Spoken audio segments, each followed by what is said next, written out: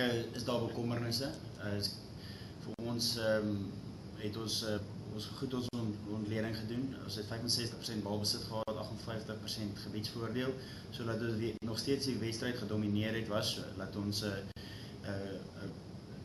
3 teen die einde of met 5 minute oor wat hulle toe die wen 3 gedruk het, was ons heeltyd op die aanval, maar ongelukkig het ons onsself onder druk gesit om nie ons punte te kry wanneer ons moes nie.